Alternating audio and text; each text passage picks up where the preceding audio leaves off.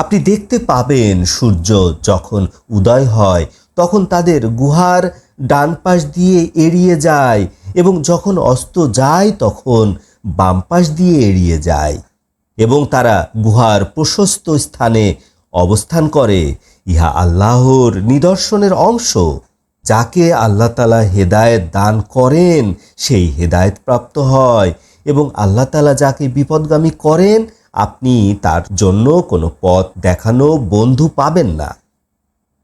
আপনি তাদেরকে ধারণা করবেন জাগ্রত অথচ তারা ঘুমন্ত, এবং আমি তাদের ডান দিকে এবং বাম দিকে পার্শ্ব পরিবর্তন করাতাম এবং তাদের কুকুরটি ছিল গুহার দরজার দিকে হাত সম্প্রসারিত অবস্থায়।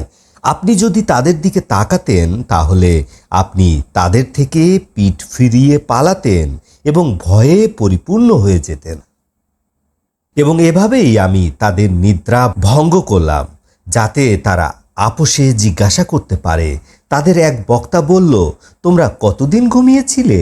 তারা বলল, আমরা একদিন অথবা একদিনের কিছু অংশ ঘুমিয়েছিলাম।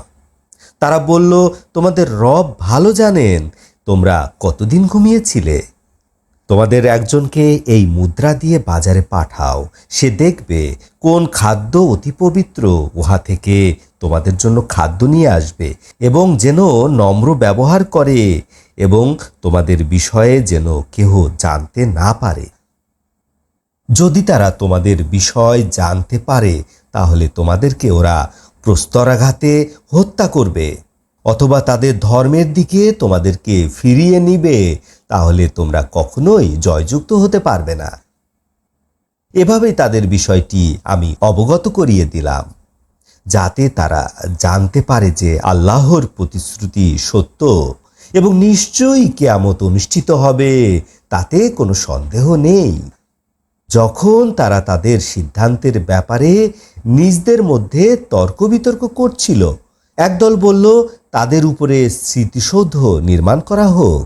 আল্লাহ তাদের অবস্থা সম্পর্কে ভালো জানেন এবং যারা সিদ্ধান্ত গ্রহণের ক্ষেত্রে জয়যুক্ত হয়েছিল তারা বলল, আমরা তাদের উপরে মসজিদ নির্মাণ করব। অবিলম্বে তারা বলবে, গুহাবাসীরা 3 জন, চতুর্থ তাদের কুকুর। অন্য দল বলবে তারা 5 জন, কুকুর তাদের ষষ্ঠ। অনুমানে ঢিল ছোড়া। এবং কতকে বলবে তারা 7 জন এবং অষ্টম তাদের কুকুর। আপনি বলুন, আমার রব তাদের সংখ্যা সম্পর্কে ভালো জানেন। সামান্য লোক ছাড়া তাদের বিষয়টি কেউই জানে না। আপনি এদের বিষয় তর্ক বিতর্ক করলে হালকা পাতলাভাবে কথা বলবেন। তাদের বিষয় আপনি কারো কাছে জিজ্ঞাসাও করবেন না। আপনি কখনোই কোনো বিষয় সম্পর্কে বলবেন না যে নিশ্চয় উহা আগামীকাল করব, ইনশাআল্লাহ ব্যতীত, এবং ভুলে গেলে আপনি আপনার রবকে স্মরণ করবেন এবং বলুন, নিশ্চয় আল্লাহ তাআলা আমাকে আরও নিকটতম হিদায়াতের রাস্তা দেখাবেন। তারা গুহার মধ্যে 300 বছর অবস্থান করেছিল এবং আরও অতিরিক্ত 9 বছর। আপনি বলুন, আল্লাহ তাআলা সবচেয়ে ভালো জানেন যা তারা অবস্থান করেছেন। আকাশ পৃথিবীর সমস্ত অদৃশ্য জ্ঞানের মালিক তিনি সবচেয়ে বেশি দেখেন, সবচেয়ে বেশি শোনেন।